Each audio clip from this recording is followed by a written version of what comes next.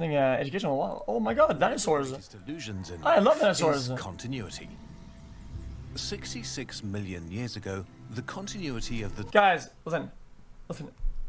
When Sunny told me if I want to play in a tournament, before I said no. Then she said it's gonna be fun. But I don't think we can play with Silent because he's been Radiant.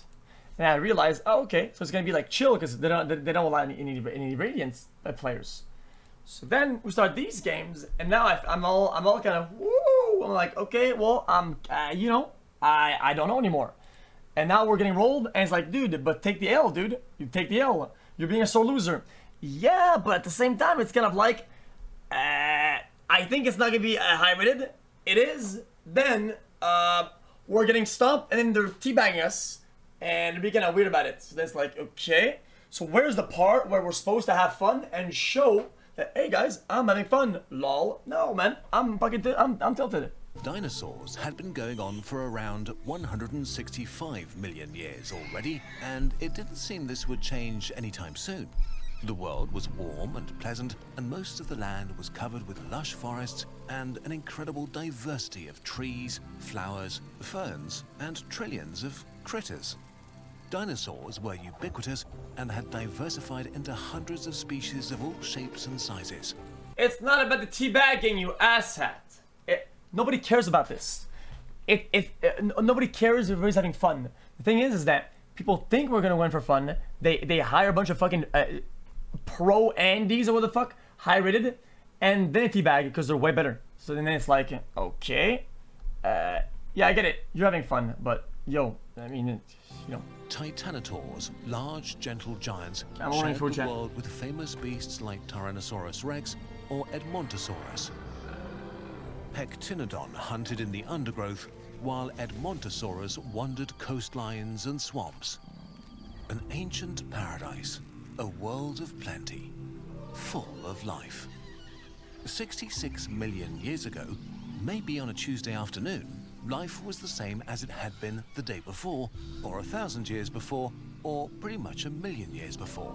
Things were good for our feathered dinosaur buddies, until a tiny, tiny detail in the sky changed.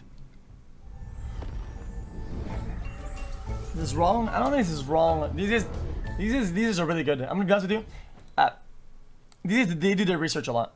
They're pretty good at what they do. If there were dinosaurs watching the stars, one night they may have noticed the appearance of a new star, a tiny dot that for many weeks slowly became bigger and brighter. Until one fateful day, it looked like another small moon in the night sky. And then it faded from sight as it dipped into Earth's shadow. For a few more hours, the illusion of continuity was upheld, until it was not anymore.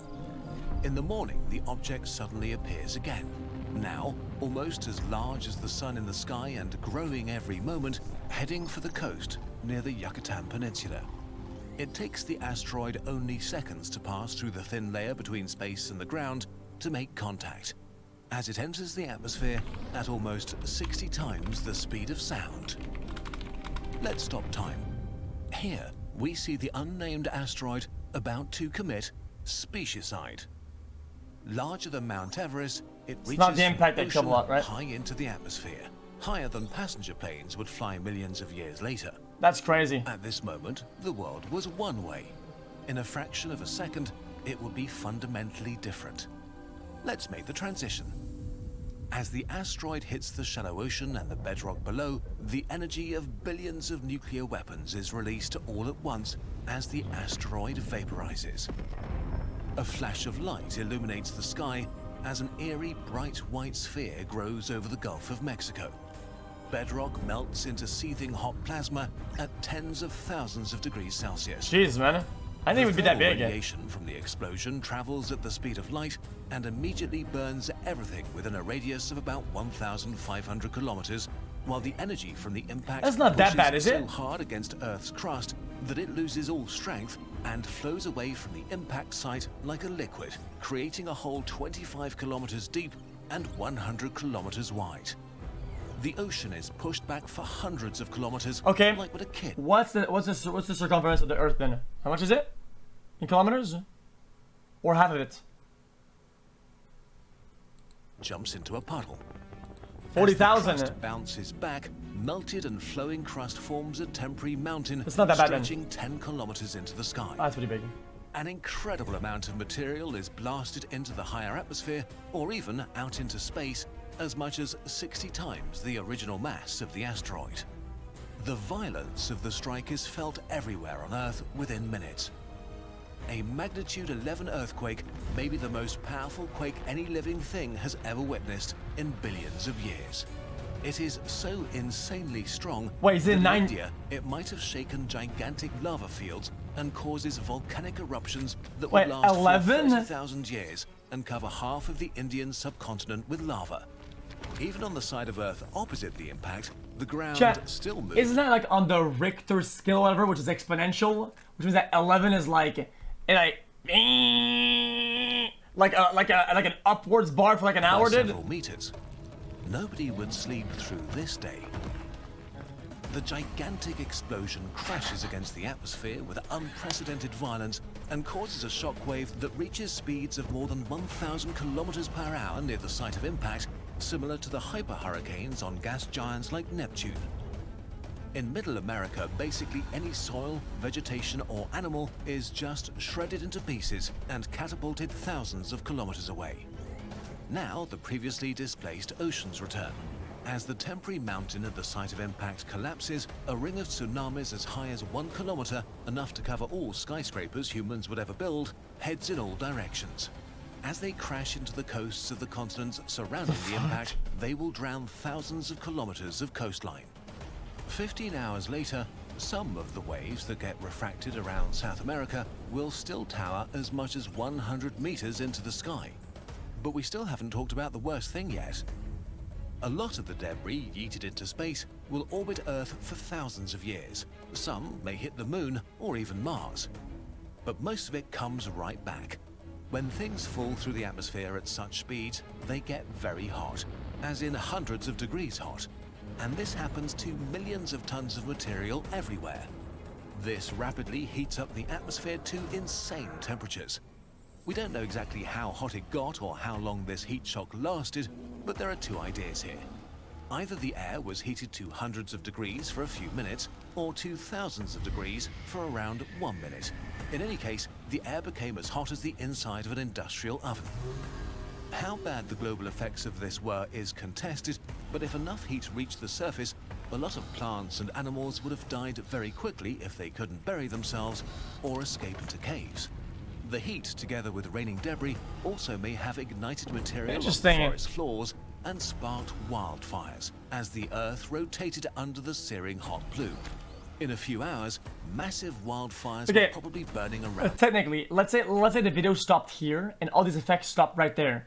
If the dinosaurs, some of them were in caves, they could have still possibly survived, right? And repopulated slowly and came out on top, right? I know there's more, but still. Some of them may have lasted for months and turned Earth into a horrifying, hot, hellish version because then they would have nothing to eat. As the day even still a little bit draws to an end, many of the dinosaurs are already dead, but the worst is still to come. The gigantic plume of vaporized material reaches the upper atmosphere and spreads around the whole globe.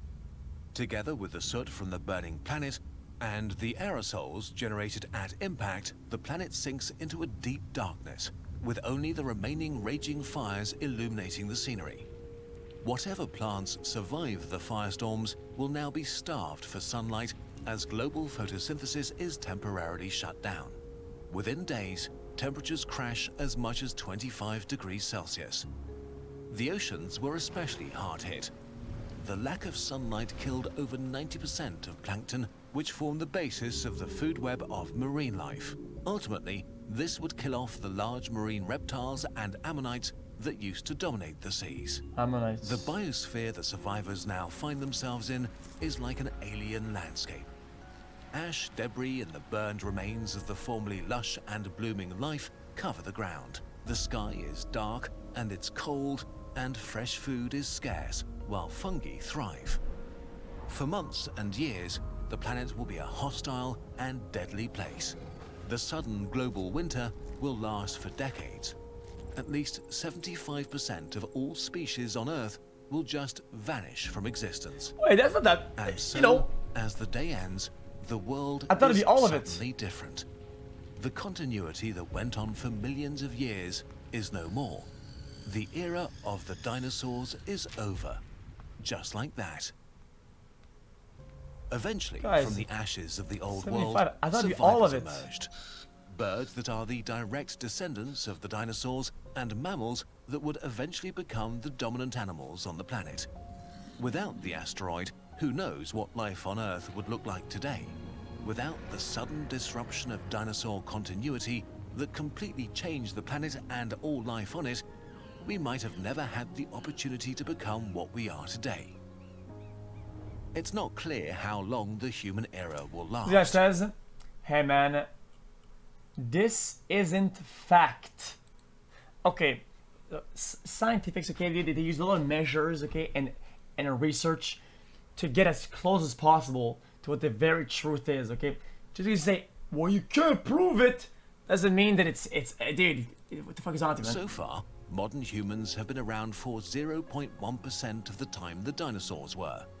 And in this short amount of time, we've achieved impressive feats, from making the world our own to reaching space and splitting the atom. Yet our future and our long-term survival are not a given. If we're not careful, it could end in an instant, like the age of the dinosaurs ended. But in contrast to them, we know that our continuity is fragile, even if it doesn't feel like it. We can be prepared and be vigilant and hopeful.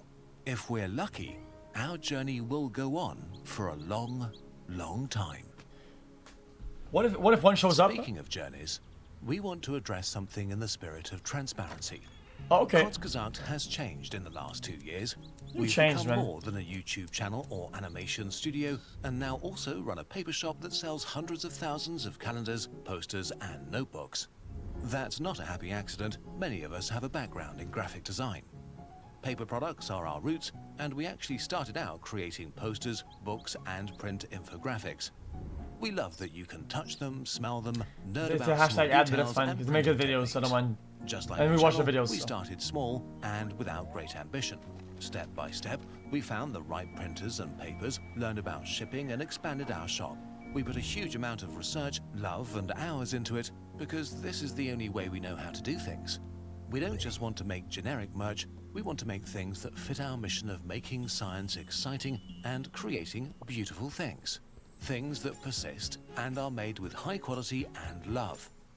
Our shop gives us another outlet to do this, and as a nice side effect, has turned into our main source of income for everything we do on this I channel. like the colors they which use. also keeps us independent happy. and our videos free for everyone.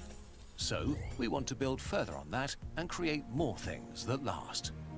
We've just started a new notebook line called Pocket Log that we'll expand on in the future. The first edition is a dinosaur-themed collection that will hopefully serve a future paleontologist well. There are loads of plans for sciencey stuff, more journals and calendars and infographics. Alright, Pac-Man. Chat, what was I gonna watch earlier today? Do you guys remember?